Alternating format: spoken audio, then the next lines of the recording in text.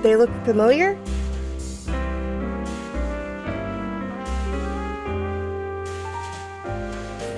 Must be seeing ghosts. We all are, kid. Right.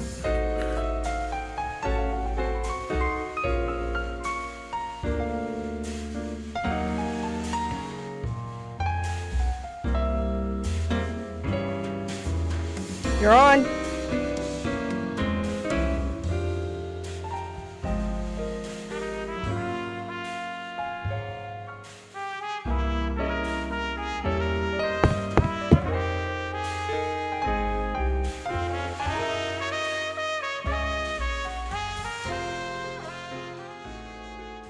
There's fear in acceptance. Coming to terms with a situation that has no easy solution other than to acknowledge it and trek onward. We've become an unwilling participant in a dire situation that we can't deny anymore. An impending loss or one that's about to come to pass, and we have to face the music. I've been having difficulties with grasping at these moments. Days where it feels like the people close to me that have passed are still here. I just haven't seen them in a while. The world would have stopped for them otherwise. How could anyone on this planet be okay with these deaths? These moments catch up to me in the midst of work, staring downward at a sink, dishes piled up beside me, and I stare down into the drain. I can't talk to them anymore. There will never be new memories with my mom, my friend, or my sister.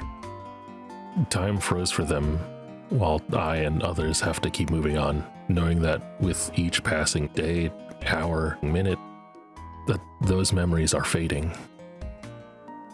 It's hard to accept that my time with them, ethereal and ephemeral, they're gone. It's hard to accept that I'm 14, 12, 1.5 years older now without them. No, they'll be back, I'm sure. Accepting the loss is an unbearable reality that I have had and will have to face again. We all will, even to a much lesser severity like grieving the loss of a friendship or place. Time moves ever onward and things change. So today, I want to look at a couple games that we have to face some semblance of acceptance and moving on. All made by a singular creator, LuN. Delivered onto us via an old familiar form. RPG Maker. We've all experienced it in some fashion. You have played a game in RPG Maker. I'm confident you have if you've touched enough horror games looking for free thrills. Plop stuff in, add some events, type up some story, and hey, you got a little game already. I used to mess with these game-making applications for decades, and its legacy still stands today with games like Humaniki, Ib, Off, Madfather, Corpse Party, the list goes on. It's reliable, kind of, and relatively accessible to people. There's some version out there that you can download and have fun with, and with that in mind, we already know the general structure of these games in terms of how they play. Tile-based movement, the interact button, maybe some items, you know, the standard. And LuN has provided me with 2 interesting RPG Maker games. Thank you. They offered them as a gift primarily, and if I did have any ideas for a video, that'd be nifty, but no pressure. Clearly, I do have an idea here, hence what you're looking at now. And I do want to note this. Some AI generation was used here as per the description of our second game, Morvyn Gutter. I'm not a fan of AI use, but they do primarily their own art, as I've seen off of their TikTok and YouTube channel. It seems to be a supplement to cover areas they couldn't or hadn't the time for. Well, we'll talk about that more a bit later and my thoughts on that. Skip to this time code if you want to know about that specifically before going any further. Enough preamble. Let's dig in.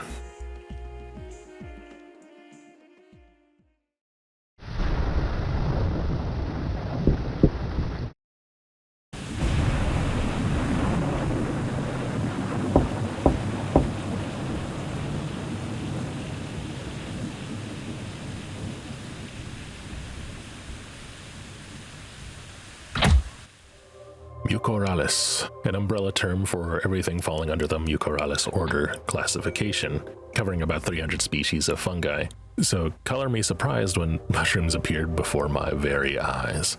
You play as Blanchette in this unique take on Red Riding Hood, a girl who is on a trip to her grandmother's cottage in the forest. You've brought her some delicious fresh food to keep her sated, although it seems she already has something brewing at her stovetop. Oh, we'll look at that more later. Let's say hi to Grandma. We find her resting in her bed, cozy yet tired. She seems to be a little out of it, but she's offering up some of her mushroom soup to us. Let's not be rude and pound some down, why don't we? It's a little odd, but we're fed and we're a little tired. I think it's time for bed in our old room. Blanchette remembers some memories of her time in this room and when she was younger, but now's not the time. I gotta sleep. Awaken. We find ourselves in the morn, refreshed and ready to help our grandma in whatever task she needs to get done. Let's check in and look at her. She is loving it. This image brings me so much joy you don't even know. Genuine and pure happiness.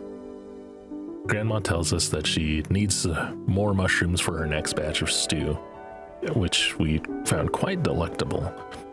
I think it's a great idea to get some more now. Oh, and don't talk to strangers. It looks like our food we brought in is rapidly rotting. That's unfortunate, but there's a stew a-brewing in our future and mushroom-filled smiles to look forward to. Out into the forest and to a tree with a note we go. Oh, someone's not fond of us. Really direct and malicious, surely not towards us, right? Whatever, I don't care.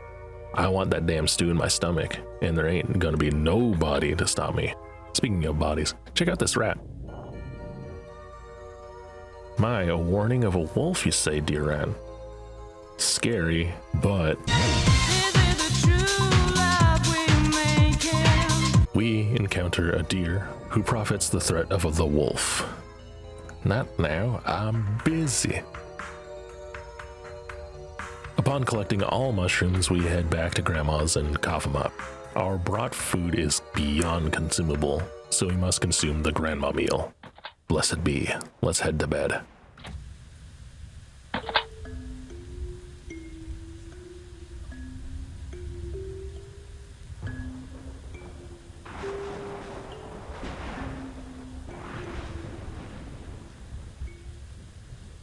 Morning shines through, and I believe we should check in on our happiest elder. I'm sure Grandma has a new main story quest for us.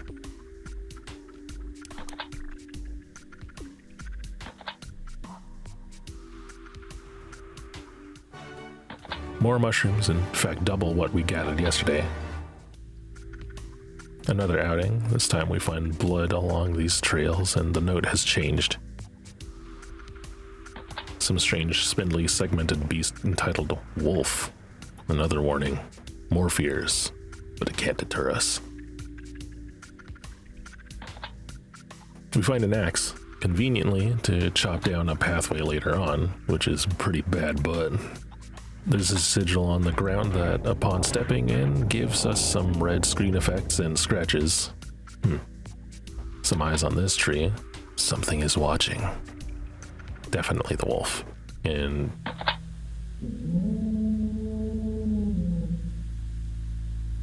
we hear its howl. We have to hurry. The dead creatures, deformed and smiling, laugh at us.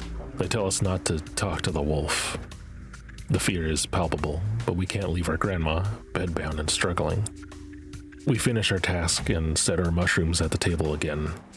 Grandma thanks us and tells us these mushrooms won't be used for the next batch of stew. Who knows what it might be used for? Let's look upon her. Yo! My, what a big smile you have. Grandma's ecstatic and so am I. We should turn in while we're still smiling.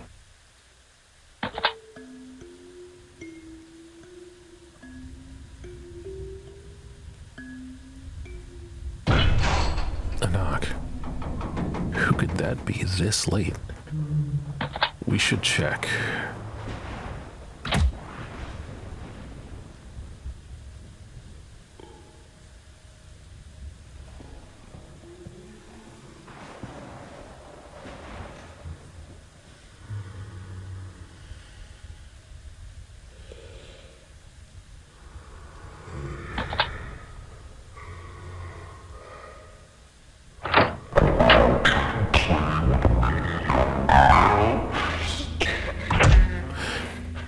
Never again, never again, never again.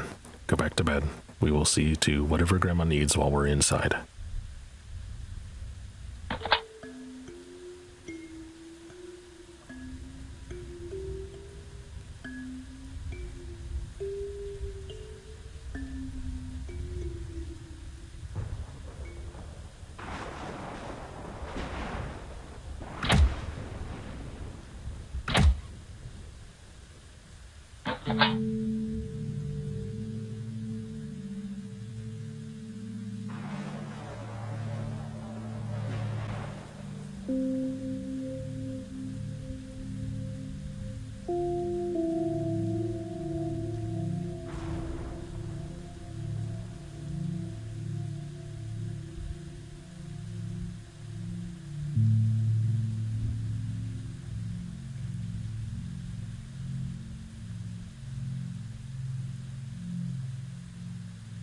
We got ending one. We become one with Grandma, the forest of mushrooms, and everything. Blanchette was pleased to experience this, and who is to deny the joy of mushrooms? But what if we were to eat not from Grandma's delicious supply, but our own we brought?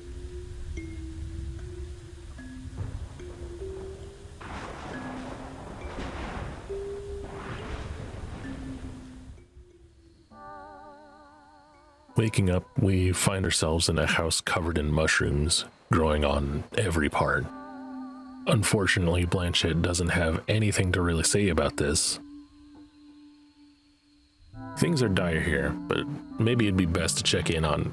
Hey, Grandma, you're looking a little saggy and hole-ridden. Same goal as the other timeline? Collect shrooms, okay.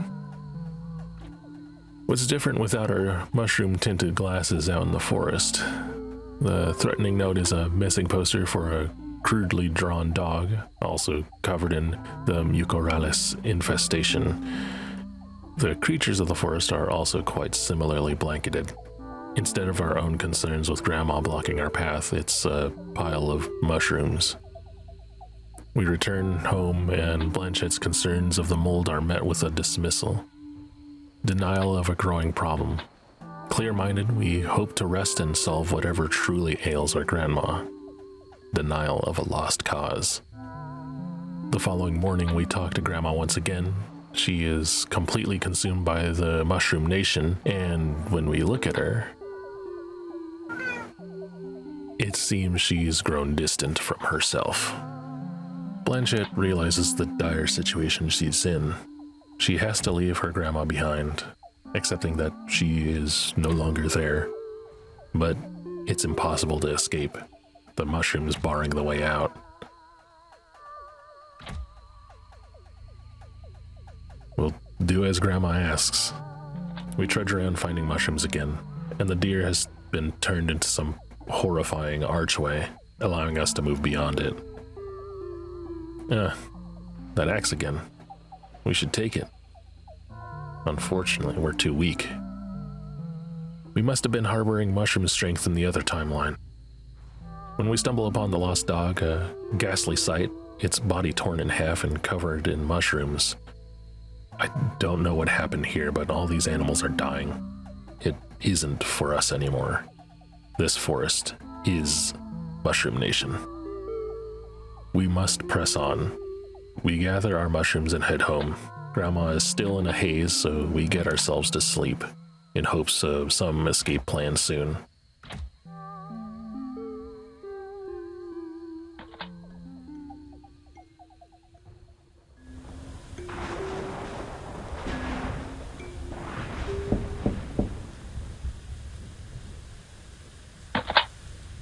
And there's a knock on the door.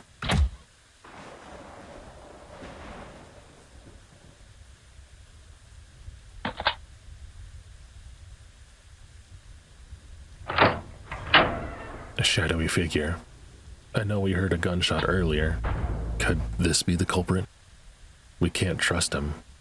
He could be of mushrooms. We will not.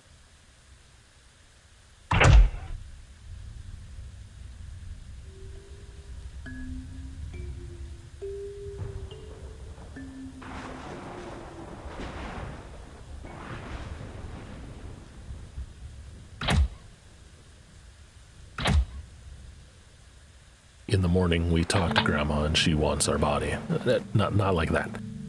We can't leave and we're playing out a familiar scene from an alternate timeline. This time we want nothing to do with this. Our plan of escape is a failure.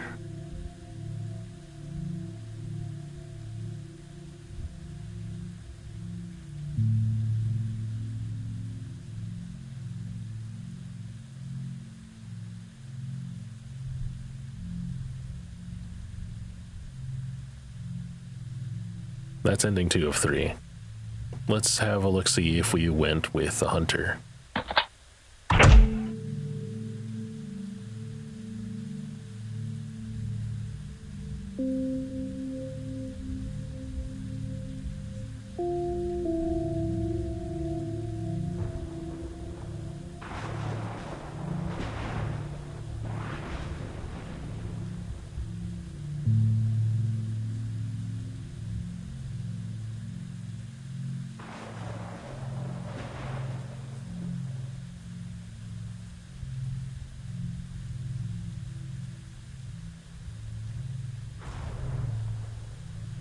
He does lead us to freedom, a true good end. Although there were no good solutions for Grandma, the forest, or the mushrooms, another life was not lost this day. It was better than any of our other options, not in a haze of psychedelics, not by foregoing the hands that offer assistance, but by accepting our losses and leaving. Grandma is gone to the shrooms, but we are free, ending 3 of 3. Mucorales, as mentioned before, is a take on the Red Riding Hood story, where instead of a wolf in Grandma's clothing, it's a whole forest of mushrooms in Grandma's skin. Very much wants to consume Red Riding Hood too. It's a really neat take, and I appreciate where it was going. There's some takeaways with this premise and replacing the wolf with a land rife with mushrooms. Mushroom mold can be viewed in 2 different lights. Some might look at it as a form of decay, life disappearing and getting consumed by the world and losing its shape and presence. It's commonly associated with death and permanent departure. The way I see it, though, is a means of life returning to the stagnation of the dead, using the departed as fuel and new life flourishing under the umbrella caps of the mushrooms. Life making way for death, making way for new life. And in looking at it that way, it's not as harsh pushing onward. Something new is starting. Mind that the whole forest is lost to this. Looking at whatever is happening with Grandma resembles Ophiocordyceps unilateralis, a zombie ant fungus that assumes control of the body of the ant, but using its corpse as a way to find a new home. Similarly to endings 1 and 2, it is looking towards Blanchette as a means of finding a better home for itself. I realize I just disrupted my own point about acceptance and mushrooms making way for new life. It's a complicated situation. Sometimes in accepting the outcome, things aren't really better. It's an identifier that things will get worse, but maybe it'll sway you into action, or a course correction of what's to come. One would hope being the resolution one would make. Too many times we find ourselves in a dire situation, and it's easier to hide away from it all. Take the mushrooms and pretend it's all right. Stuck in denial. Things won't change this way. Becoming complacent and distant from the truth only harbors a steady failure of progress, festering ever more. I know I'm too familiar with that. There's details here that I wish were expanded on, at least adding modifiers to the interaction points depending on whether you'd eaten the stew or not, having some more surreal memories attached to the bedroom as you're further into the slop, or noticing more the dangerous predicament you're in as you stay true and eat untainted meals. It's not that big of a deal, just weird when you approach anything and see dozens of mushrooms growing off something, and your character being completely unaffected by it. That's my only real complaint. The art is really well done. The key event with the creature beyond the door in the mushroom path, I was genuinely surprised by how effectively haunting that was. While there were already similarly animated imagery, it still struck me. That and the audio playing at the same time along with it.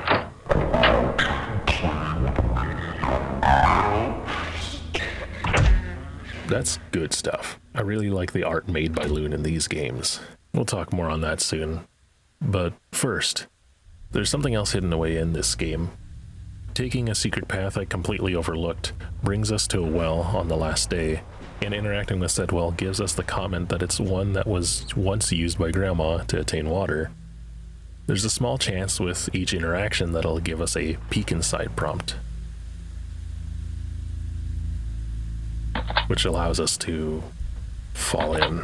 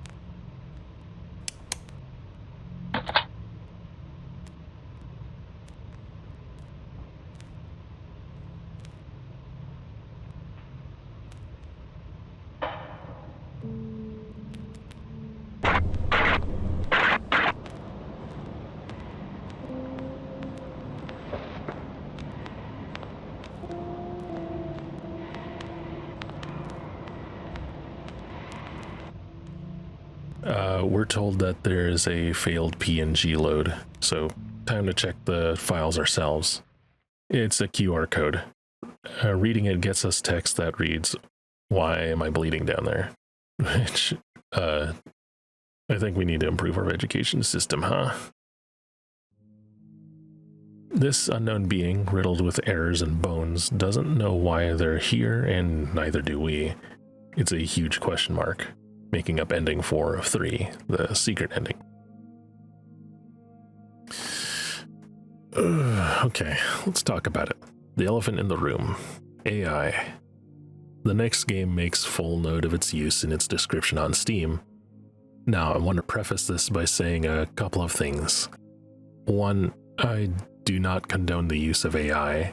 I actually really dislike its use for several reasons, being its high energy waste, non-consenting use of fellow artists' work to train them, and it being completely devoid of the human touch. 2, I want to emphasize that I genuinely do like LuN's art, when it is LuN doing it. There's some really good work, some genuinely horrifying imagery, and it's overall impressive. I've looked over their work via TikTok and YouTube, and I want LuN to primarily focus on this approach, and I believe they have. It's a really nice human touch, because when it's there, It strikes so much more effectively for the horror, and it feels cohesive to the narrative in game they've got unfolding before me. It's all part of them and their art and expression.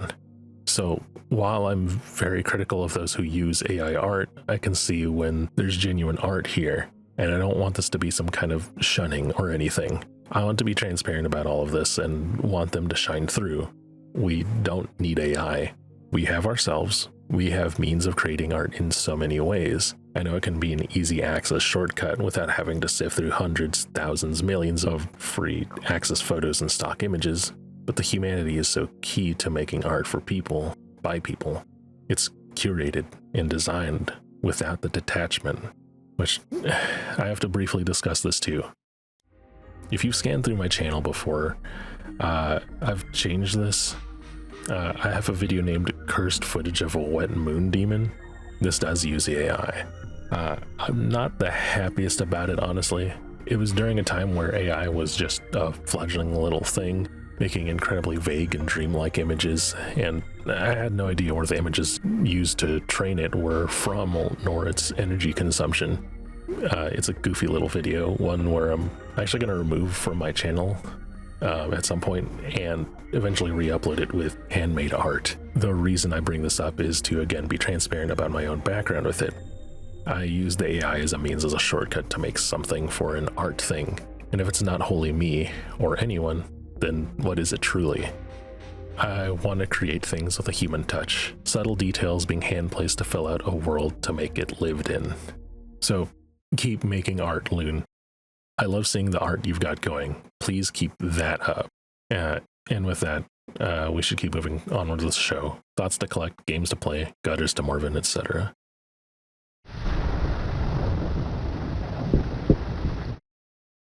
Morvyn Gutter. Upon starting, we are prompted to name our protagonist. Lucas is suggested as the default name, but I've one-upped this. We are Morvyn, $, and this is our damn gutter. And we also got to name our best boy Leaf, but we have better plans. Blade 2 DVD, the most powerful and protective ally we could ever ask for. What is in store for our two heroes?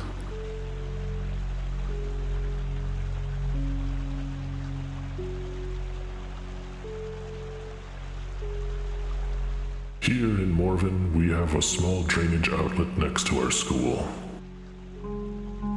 There are many rumors among the kids in town, and our parents say we are not allowed to go in there. But still, today is the day my friends and I are going to find out what is in this little hole that people only call the gutter.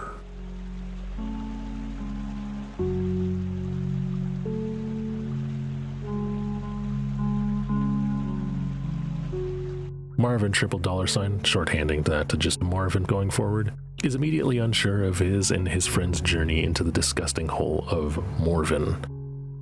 We've prodded forward, hearing our pals describe a gutter gator, a fallen hospital, and a dark cult attempting to summon something ancient. Surely these are rumors, fairy tales, myths, legends, a load of hullabaloo. And oh damn, something's tailing us. We lead to charge and plummet down a slippery slope, right atop some syringe. Not ideal.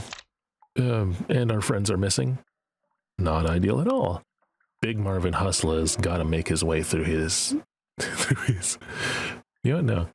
Big Marvin Hustler's gotta make his way through his sewer system to find his friends. That's a premise. Ironically, while this being the longer of these two games, I can cut to the chase on this a little. Let's take us through the core gameplay and get to our story beats, then some semblance of an analysis, and take it all home.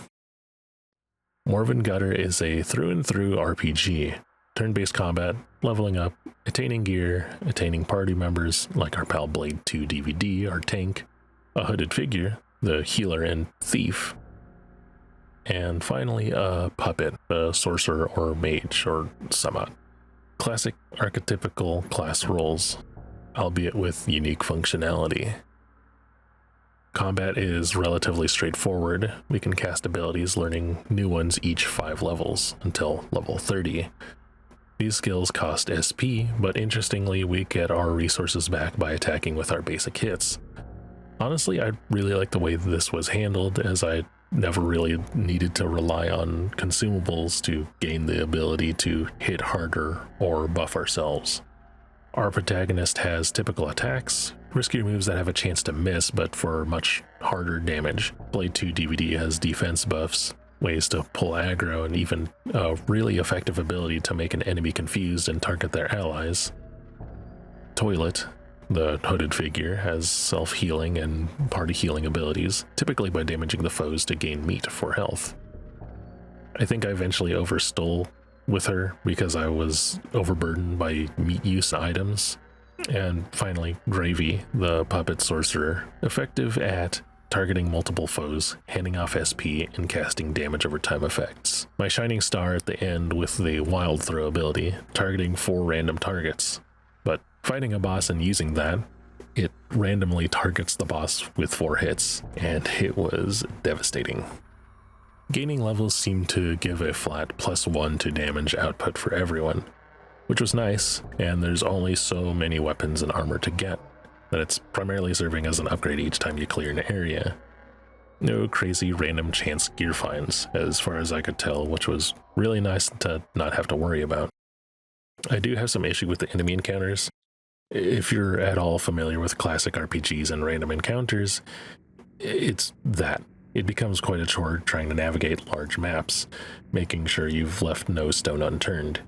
There's some extra notes to find throughout the game, and having to walk around to make sure I actually got all of them had me a bit aggravated. But that's kinda how it do be. Within the context of RPG Maker, I figured this is the easiest method to dealing with encounters. Having preset locations for enemies a la Chrono Trigger might be a tad rough to manage. It'd take a lot more time to develop for sure. And having a bountiful amount of couches to rest and fully replenish health/SP mitigates some of these issues as well, as a central hub to warp back to via this large mouth beast. Easy access around places as long as we've been to them before, these being 5 distinct zones. The entrance where we've begun our journey, the hub, home to shops, a method to our way out, and Morvyn. This guy had the same idea as me, except Morvyn $$ is worth more. The Mushroom Forest, the hospital, and the Dark Carnival. Each of those last 3 home to communities holding one of 3 keys to the sealed exit. We've been told by the head honcho, Mr. Pig and his big smiling face, that he'll help our way out by means of allowing access to these districts beyond gated doors, though he wants our help in return first. The mushroom people are actively trying to get at the meats of the people in the bazaar, so it's up to us to stop that whole deal. In the mushroom realm, familiar visuals from our last endeavor, we encounter our second ally, therein, who initially blocks our way until we help her brother in town. I renamed her Toilet. Look, if you let me rename characters, I'll never name them seriously. Anyway, we fight our way through mushroom creatures and meet the ruler here. They explain to us that their meat supplies, their food source, are dwindling thanks to an alligator residing in their holy shrine, barring access to their food. We face the alligator in return for the key of this domain, though we encounter a familiar face. Pulsating and gyrating, it tells us that it hates us and we will understand the consequences of our actions. A hallucination possibly due to the syringe we've fallen on. We'll become more familiar with these particular syringe hate-fueled zones, denoting that we're near the boss. We fight some strange eye beasts surrounded by large hands. We make our way to the alligator who calls us out by name and has the face and voice of another of our friends, Yosef. He calls us a piece of shit. And again, we're told we've done some grave misdeed. So we fight to some banging tunes.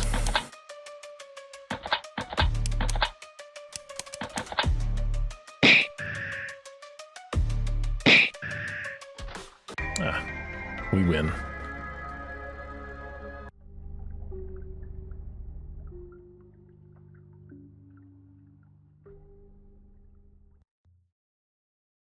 We get our reward and return to the pig. We give word that the Mushroom Kingdom won't try to feast upon the city no longer, and we have a beautiful key. At this point, though, we're not sure what it's for. We scream a bit when he's like, I ain't helping yo. Morvyn experiencing hell, Mr. Pig gives us access to the medical genius in the hospital ward. Surely he'll help in some fashion, due to his expertise in medicine, and also it might have been his syringe he just left around. At the hospital, rummaging around the decrepit halls, we encounter an old friend.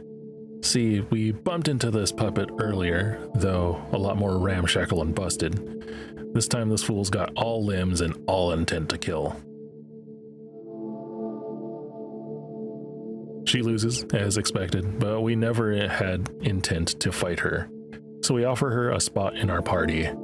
Her name normally is Rachel, but I think she had too much of a cultural impact on hairstyles for far too long after her time on Friends, so I went with Gravy, a more permanent mainstay to the dinner table. Anyway, we make our way through the hospital. We encounter a bathroom sign reading toilet, in which our friend Toilet notes if anyone needs to use the toilet. How'd I manage to name two characters too similarly to other events within this realm? I will never know. Whatever. We proceed and find that the doctor is tasking us with some puzzles we need to solve before allowing to meet him. Pretty sure this dude's AI generated too. Rats. Once we catch up with him and properly talk to him one-on-one to solve our syringe issue, he tells us it's a failed experiment that he tossed. What Morvyn is experiencing is purely a mental illness. He bids us farewell. We go back to the smiling pig who is glad to hear it's purely a mental illness. What relief.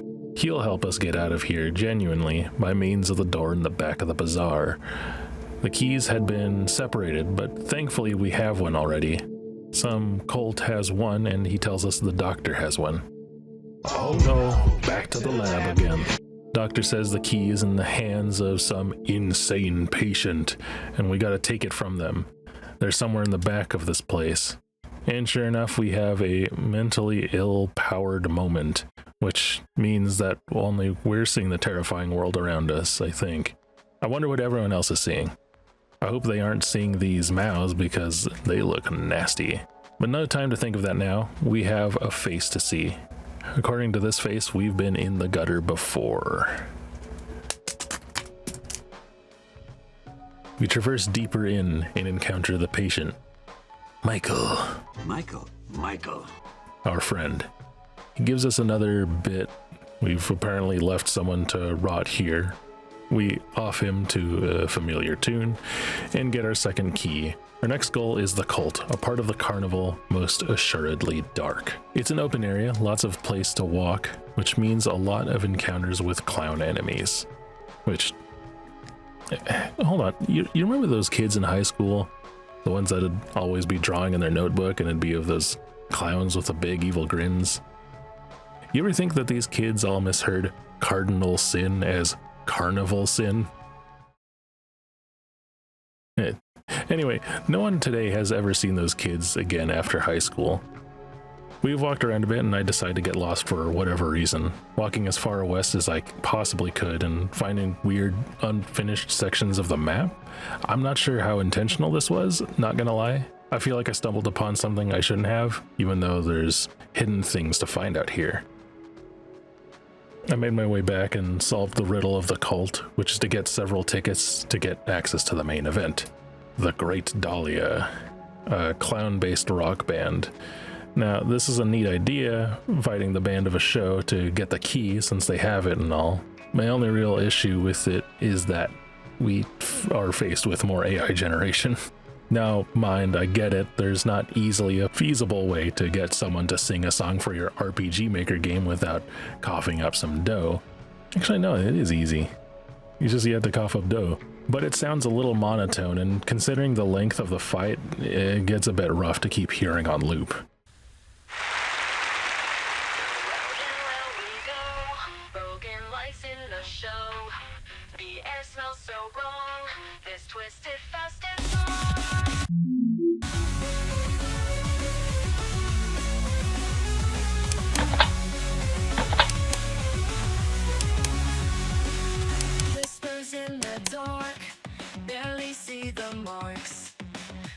got that grin, cracked mirror within, screaming echoes far, trapped inside this jar, glitches in my head, running dreams instead, mumbling in the haze, lost in this maze, ambience so slow, nowhere left to go.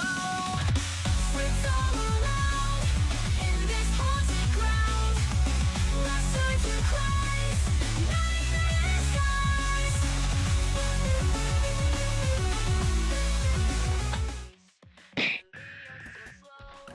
We beat them. Then they tell us the world is to end if our boy Morvyn leaves the gutter. Cool, let's get out then. We must meet the creature in the woods and crawl around inside it to get the key. Gravy notes that they also see the craziness around these parts too. That's good to know, actually. Everyone in the party can see this. Thought this was a mental illness thing. Face man again. He calls Morvyn Gutter, the game, stupid, which is honestly rude, but everyone has different opinions. He also tells us that this is a self-made purgatory, giving us small inklings about what's going on around here, though not enough to fully wrap around exactly what we're looking at. At the end, we fight the Eye Beast, who starts off as some dude. They want their brother back though. Looks similar to Blade 2 DVD, though I'm not gonna lie, everyone is kind of similar to each other in a way that I kept losing track of who was the protagonist at times. But anyway, we left their brother to die here apparently. But if the lookalike of Blade 2 DVD is claiming that Blade 2 DVD is dead, what's going on here? We finish off Mr. Eyeballs, get our third key, and head back. It's time to be free, finally.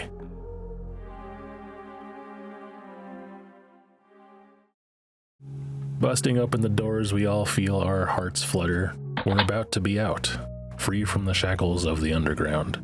Maybe see a therapist, I don't know, just throwing ideas out there.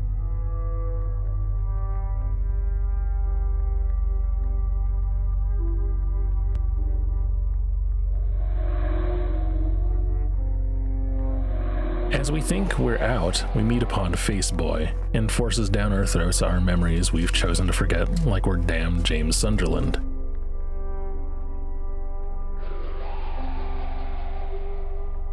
We see a past where Morvyn and Blade 2 DVD choose to go into the gutter of their own accord, separate from Blade's brother and their two friends.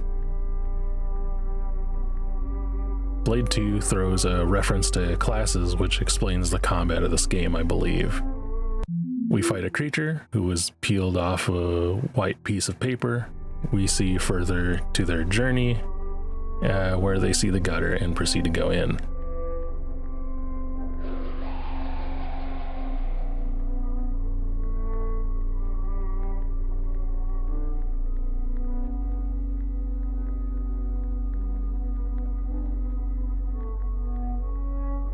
Morvyn is not interested in going in any further, but Blade 2 keeps ushering them forward, and they discover something that forces their leave. Morvyn leaves Blade 2 behind in fear, calling the cops in hope that they'll find him, but they never do.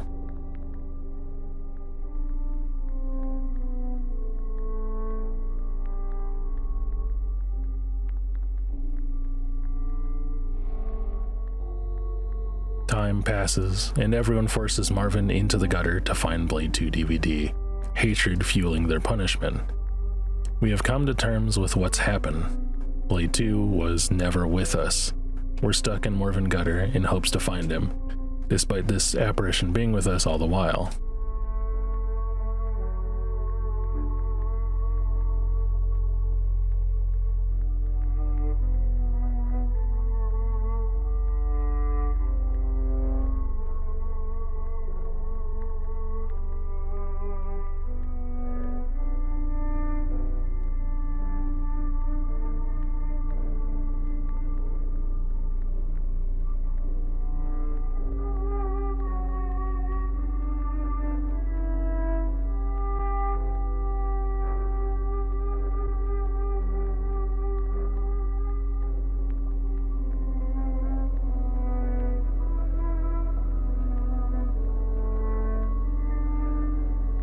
discover a note, the final in a series of notes hidden throughout the zones.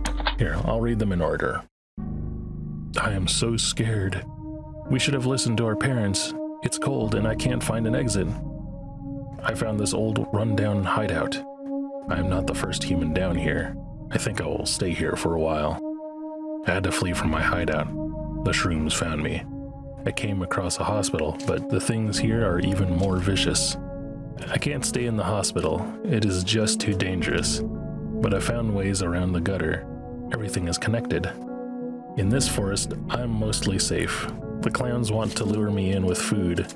I haven't eaten in days. I am starving. I know how and where to hide from the creatures, but I can't find anything edible. The legends were true. Not one, but all of them. I heard this with the last strength I have. Never go down here.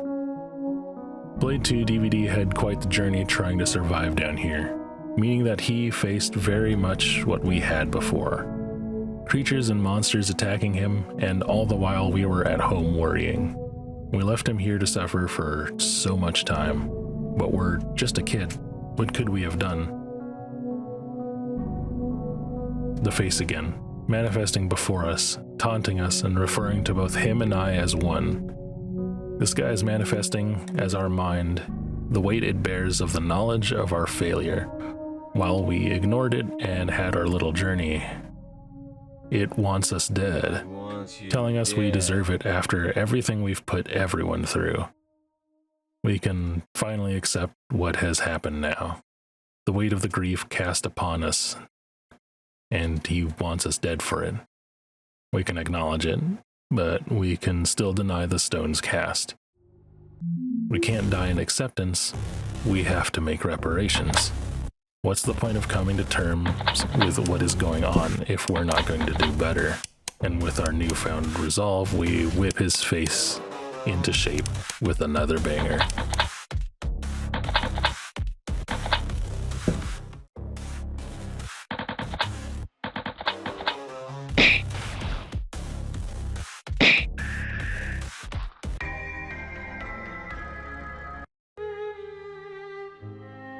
Everything is terrible, but we beat the demons of our mind for now. We have to get out of the gutter. We reach the doorway, placed inside this head. We say our goodbyes to Toilet and Gravy, finding their way home.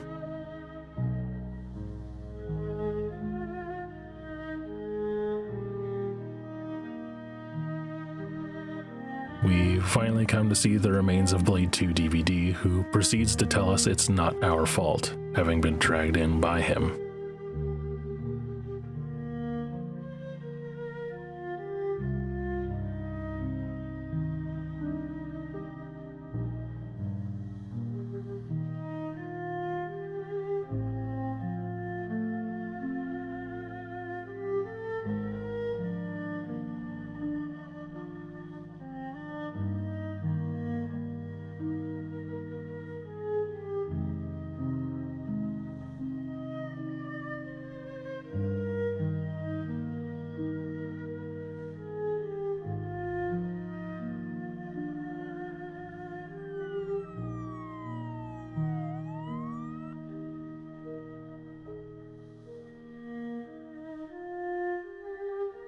We'd been knocked out for some time, our journey in our mind.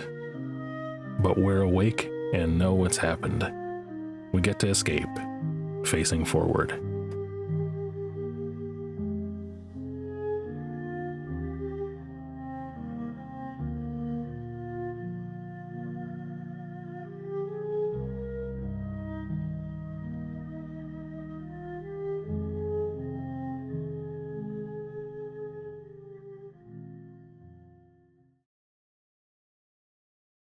There's an epilogue report describing briefly what happened, Morvyn having gone into the gutter with intent to find his friend, and suffered a head injury and was out for some time before escaping. But there is an additional special note detailing the scrawlings we had found during our journey. Those were real. I'm unsure what to make of this aspect, and this only comes if you have collected all the notes. And that's where it ends. The things we do to fight against the possibility of loss. Their friend had been in the gutter for 2 months. There's no way anyone could feasibly survive in a gutter for 2 months and make it out alive. But this group of friends wanted to believe in that possibility, and ourselves fighting at the notion that we're at fault. We face our culpability in so many ways, playing out what-if scenarios in unreasonable ways at times. Morvyn could have been more forceful about not going into the gutter or pulling out sooner, but the reality is that in a lot of situations we can't control much. God, the amount of times I've thought about what if I had done this one thing several months before? What if that could have postponed them from leaving their house for one more second? Maybe then they wouldn't have been in that accident. It's ridiculous. In no way would that actually make sense. How could I have anticipated something like that? We have to accept that events occur beyond our control. There's so many factors at play every single second all around us that we can't keep everything intact and on schedule perfectly. It's impossible, and that's okay. It takes time to learn that fact. It takes years even, but that's what we need to do. It hurts, and it's hard to accept that it's not in our hands every second, but we have to. We'll go crazy otherwise. And with that, those are the 2 games that LuN offered up to me, allowing me for interpretation. Admittedly, adding pressure upon myself with these videos, I might not have actually fully considered the connections here. I'm typically not the kind of person to always search for the threads, so in a sense I'm training my skill of analysis. Acceptance comes in all kinds of forms, doesn't it? It's more than just loss. It's acknowledging that something is just the way it is, like putting out art with a slight visual error, a minor typo, a crack in the door frame, my own fledgling skills. Of course, we don't go through a series of emotions to take us there in most of these insignificant instances. It's more immediate, barely a thought to consider. Huh. Hold on. Oh, there's another one. Well, okay, to help further nourish this analysis, I've decided to opt for the 3rd game listed in their Steam product page, putting money towards another interesting experience that might further tie the threads and paint a clearer picture of what this creator is thinking.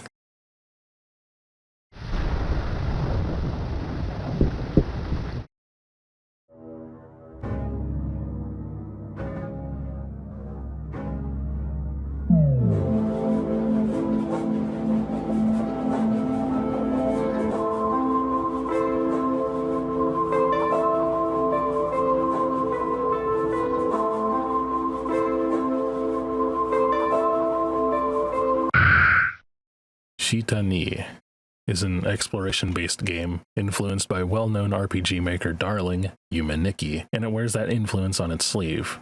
I mean, look at our starting location. A small apartment room with balcony access. We can look at our TV, which is the save, and look at this note.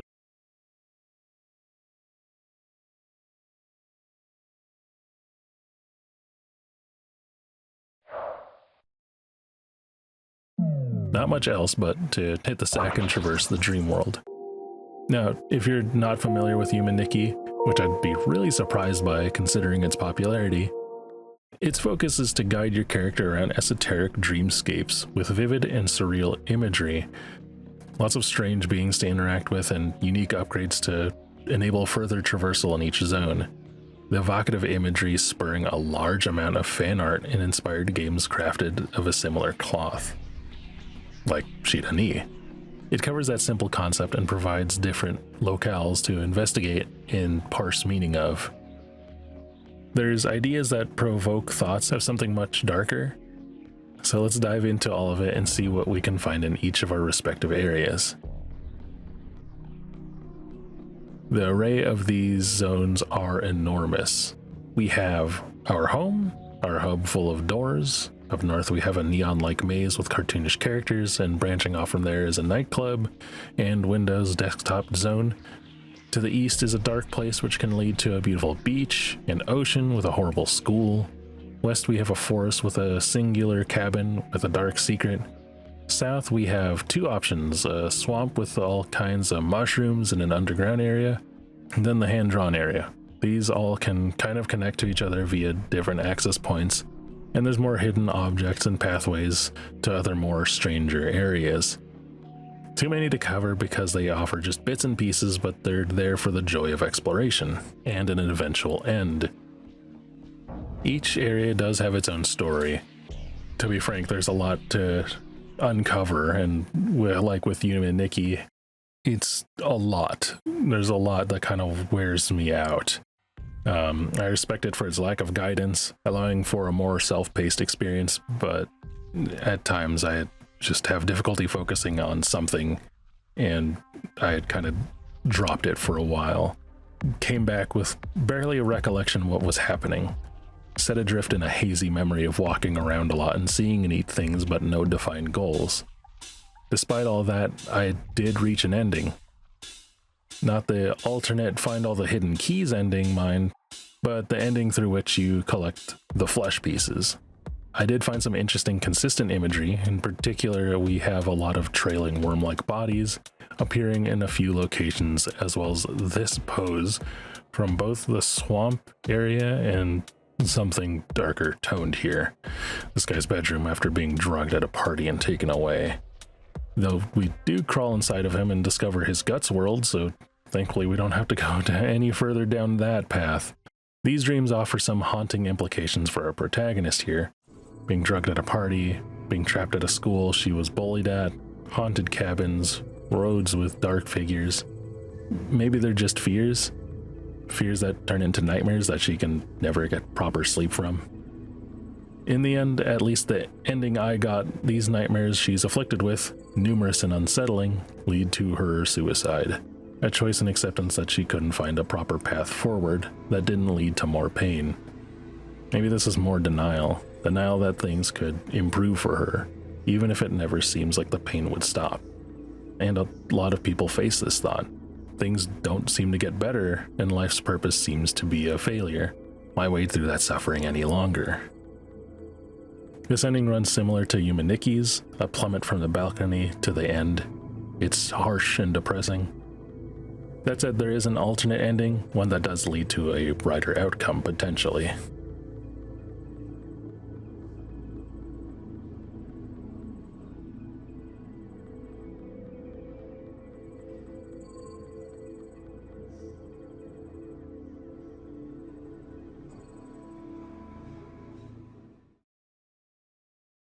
With that, we come to an end here. At the time of writing, there's just these 3 games. Games about moving forward what one would attempt as a better outcome from acknowledging the pit they're in. Better and worse. It's all a straightforward concept, acceptance.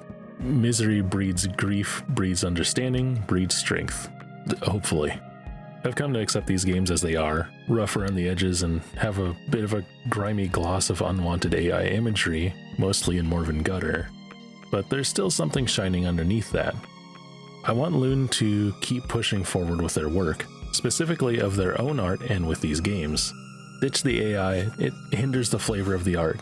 It's like making an artisan sandwich, each piece directly from some well-kept farm, freshly made bread, buttered and toasted, freshly carved and cooked meat, vegetables just plucked that day, and taking a bite of it all and your teeth come into contact with a circus peanut. Yeah, don't need that.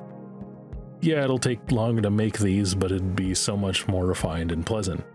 Some people might not notice the circus peanut, but it's worth to cast a wider net when there's a lot more like me, and less willing to nurture the talent obscured by the AI.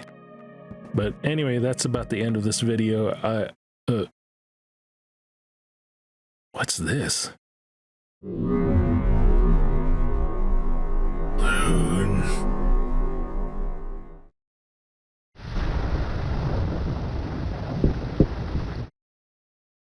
Esca takes place in an underwater research facility wherein you, a service robot, day by day maintains the facility's structures. Eventually, you'll meet the titular Esca, a glowing creature who asks you your purpose and wants you to experience more than what maintenance gets you. Gameplay is relatively simple. Time has since left you without plentiful resources to repair stations, so you must attain scrap metal, plastic, and electronics strewn throughout the small playable area to keep things running. Resources are finite and random by day, so eventually you might have to choose which facilities to keep up and which ones to let fall. You eventually also discover little bits and pieces about what exactly caused the facility to fail, after questioning your lack of exploration of things about you, and covering a couple locations beyond your regular path. It's interesting, but admittedly I have been struggling with this one the most. I think I've uncovered the secrets of the underwater research base enough to move past where I'm at, or at least I understand better the context of what's happening, and spoilers ahead, I'll give you a moment to stop or skip ahead if you're interested in what you've seen so far and don't want to lose out on your own personal discovery. Okay, the researchers, after fixing various audio discs, discussed their lack of interest in the Project Mnemosine, after a long period of time. Some discovered the secrets of the true intent of the project, a government-funded hidden operation to test new AI, and attempted to leave to no avail. No one would come for them, and they'd all eventually die before we awakened to do repairs. I got two endings, one just by following Esca down the trench before learning much of anything, and just by being tired of repairs, and we'll wait down here with their true form.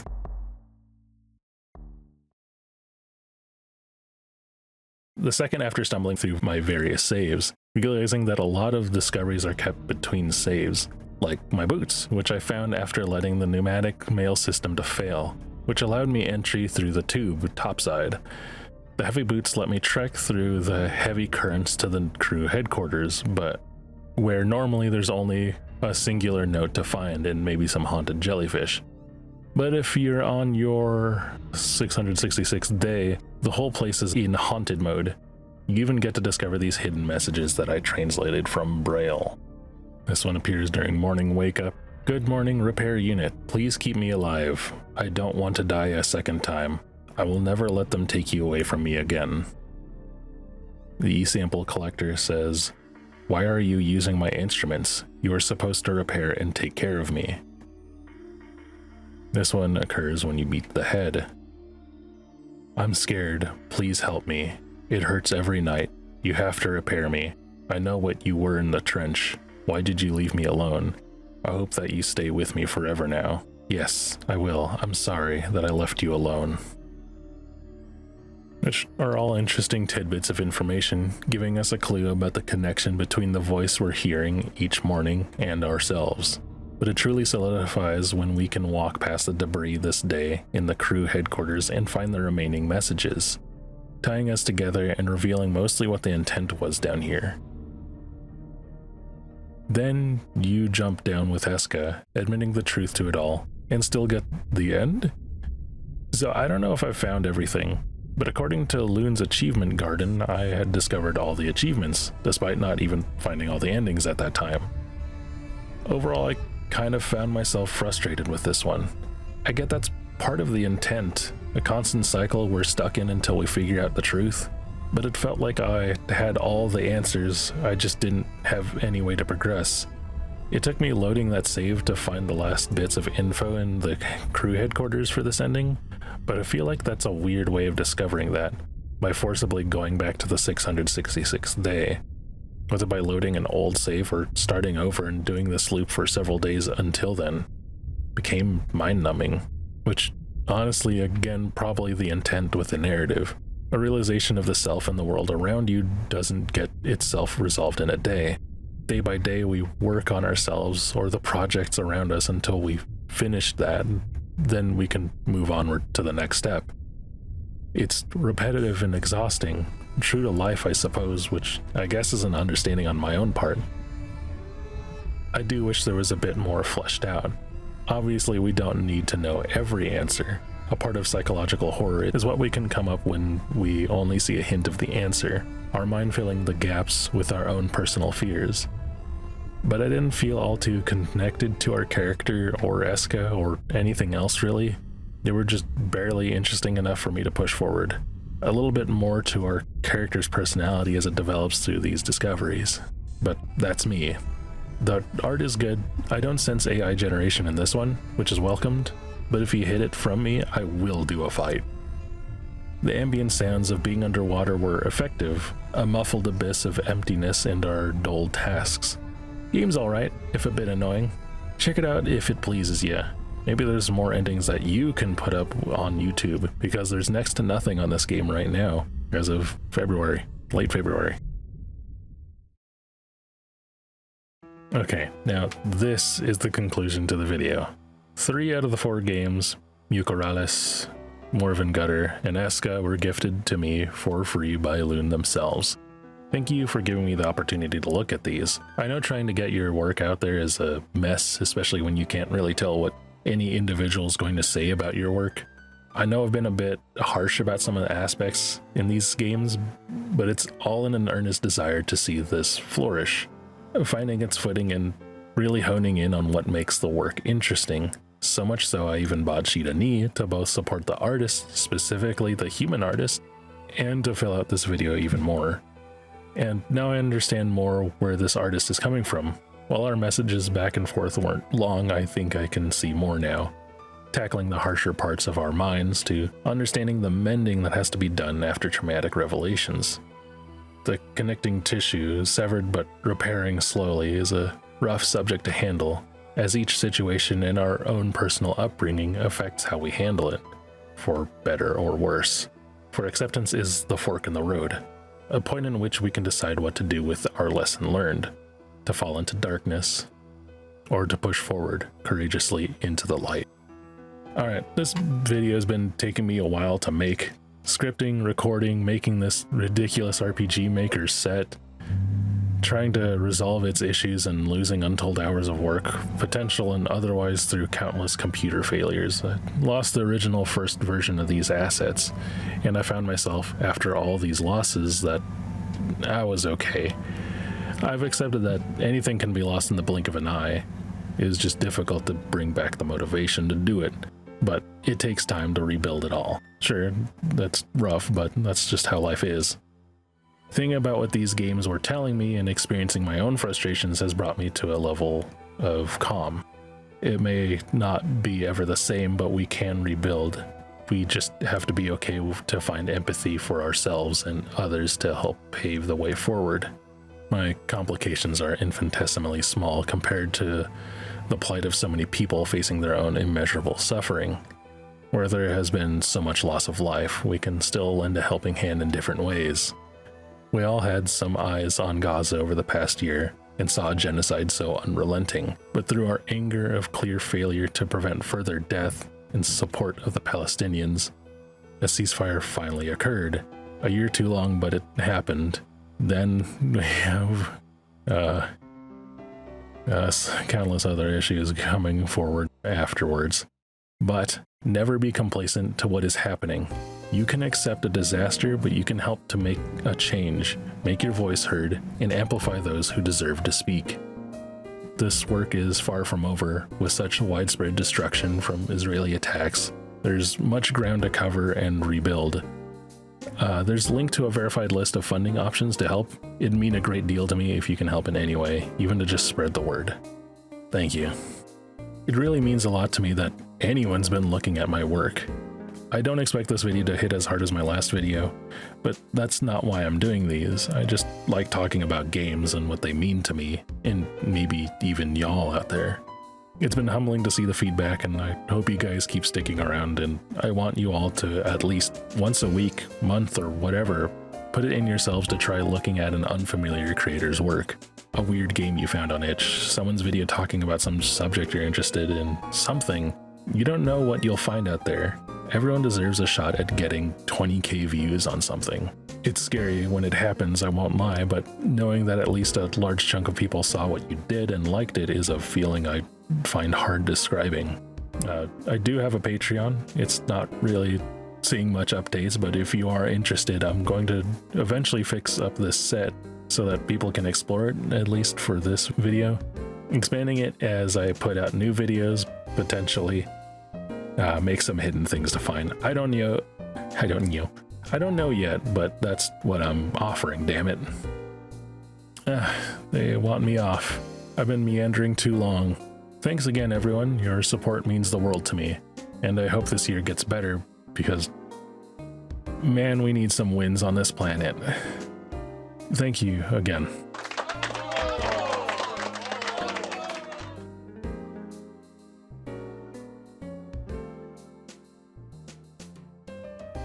Hey, that was really interesting.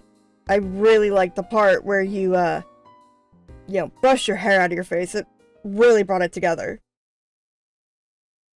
Yeah, thanks.